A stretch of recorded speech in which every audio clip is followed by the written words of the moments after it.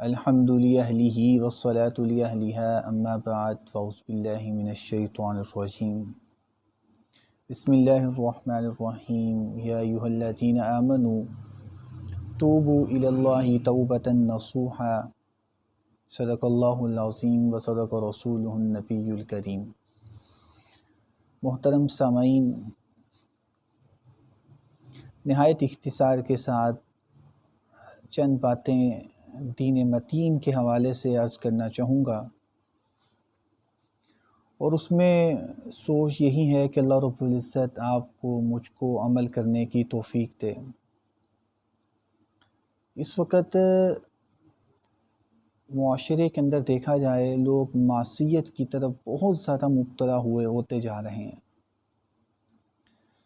یہی وجہ ہے کہ جس کی وجہ سے مسلمان تنزل کی طرف ہے، ہمارا ملک تنزل کی طرف ہے اور ہم تباہیت کی طرف ہیں۔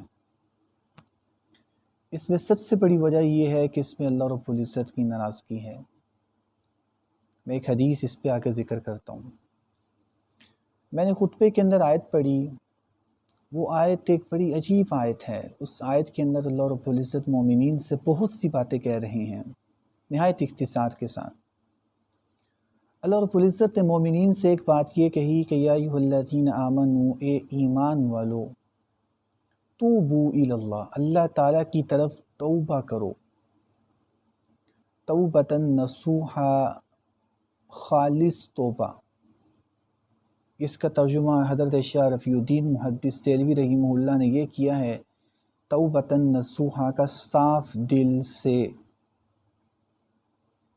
اس آیت میں اللہ رب العزت نے مومنین سے یہ بات کہی کہ بھئی تم نے توبہ کرنی ہے، صاف دل سے توبہ کرو۔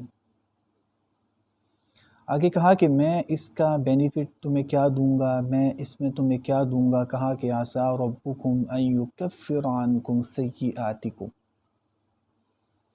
ایک تو یہ بات کہی، دو باتیں اس آیت کے اگلے حصے کے اندر کہیں، اگلے جملے کے اندر کہیں۔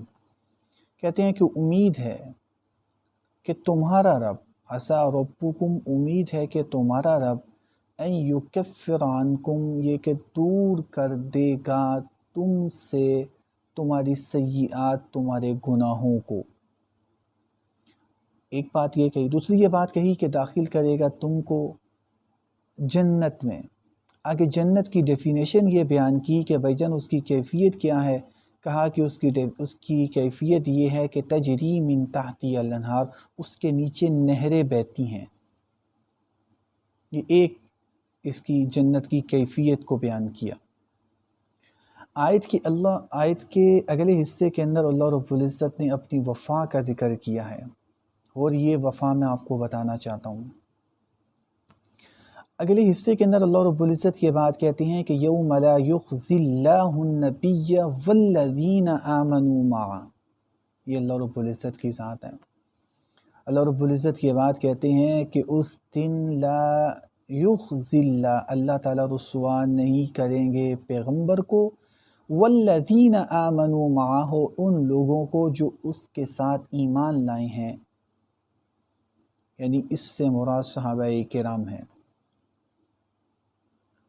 ہمیں یہ بات دیکھنی چاہیے کہ ہم صحابہ کے اندر خصوصاً حضرت امیر معاویہ پہ رضی اللہ عنہ پہ بڑی تنقید کرتے ہیں۔ کیا وہ رسول اللہ کے صحابی نہیں؟ کیا وہ رسول اللہ کے ساتھ ایمان لے کر نہیں آئے؟ میں یہ بات کہتا ہوں، ہم ان پر تنقید کر کر ان کو رسوا نہیں کرتے، ہم اپنے آپ کو رسوا کرتے ہیں اور ہم اپنی نسلوں کو رسوا کرتے ہیں۔ نہایت اختصار کے ساتھ میں ایک حدیث ذکر کرنا چاہتا ہوں۔ میں نے جو آیت پڑھی اسی کے حوالے سے اس حدیث کو حضرت امام بیہقی نے شعب الایمان کے اندر نقل کیا ہے۔ حضرت ابی بن کعب یہ بات کہتے ہیں، اور میرے سامنے اس وقت حافظ ابن کثیر رحمہ اللہ کی تفسیر ابن کثیر ہے، اور میں اسی سے یہ حدیث نقل کر رہا ہوں۔ حافظ ابن کثیر علیہ رحمت کی بات لکھتے ہیں حضرت ابی بن کعب کے حوالے سے، کہتے ہیں کہ حضرت ابی بن کعب یہ بات کہتے ہیں کہ بھئی ہمیں یہ بات بتلائی گئی کہ یہ جو امت ہے قیامت کے قریب اس میں کیا ہوگا، یہ کیا کریں گے۔ اس میں ایک بات یہ کہی گئی، ابھی یہ دیکھیے گا کہ بھئی یہ ہم میں ہے یا نہیں۔ کہتے ہیں کہ مرد اپنی عورت کے ساتھ یا اپنی باندی کے ساتھ وطی کرے گا، جمع کرے گا اس کے پچھلے حصے میں۔ اس وقت دیکھا جائے یہ چیز بھی عام ہے۔ اور آگے اللہ رب العزت یہ بات کہتے ہیں کہ وَذَلِكَ مِمَّا حَرَّمَ اللَّهُ وَرَسُولُهُ، اور اس چیز کو اللہ رب العزت نے اور اس کے رسول نے مطلقاً حرام قرار دیا ہے، اور کہتے ہیں کہ اس پر اللہ اور اس کے رسول کی ناراضگی ہوتی ہے۔ آج یہ ہو رہا ہے، یہی وجہ ہے کہ آج اللہ رب العزت کی ناراضگی ہے۔ آگے یہ بات کہی کہ ان میں جو چیزیں پائی جائیں گی، ایک یہ ہوگا کہ مرد کے ساتھ وطی کرے گا۔ دیکھ لیں یہ چیز بھی عام ہے، مرد کے ساتھ بھی غلط حرکتیں کر رہے ہیں۔ اور آگے کہا کہ وَذَلِكَ مِمَّا حَرَّمَ اللَّهُ وَرَسُولُهُ، اور اللہ رب العزت نے اس کو بھی مطلقاً حرام قرار دیا ہے۔ اور آگے پھر یہ بات بھی کہی کہ بھائی جان اس پر بھی اللہ اور اس کے رسول کی ناراضگی ہوتی ہے۔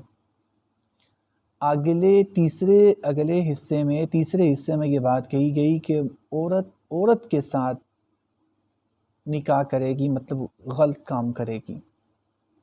اور آگے یہ بات کہی کہ وَذَلِكَ مِمَّا حَرَّمَ اللَّهُ وَرَسُولُهُ، اللہ تعالیٰ نے یہ اور اس کے رسول نے اس کو مطلقاً حرام قرار دیا ہے، اور اس کے اوپر اللہ اور اس کے رسول کی ناراضگی ہوتی ہے۔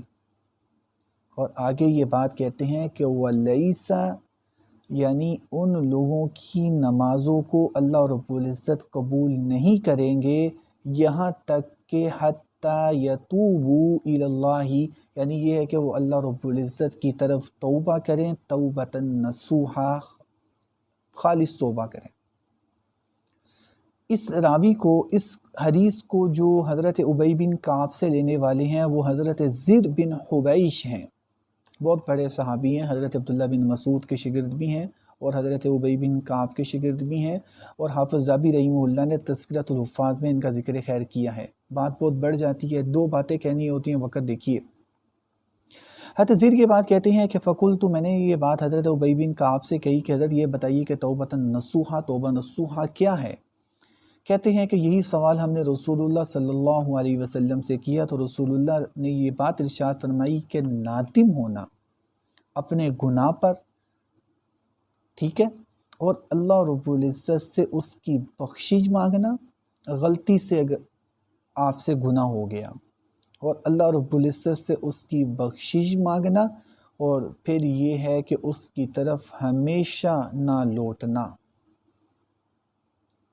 یہ حدیث کے اندر حضرت ابی بن کعب یہ بات کہتے ہیں۔ اس حدیث کو دیکھا جا سکتا ہے، یہ حدیث سندن ضعیف ہے۔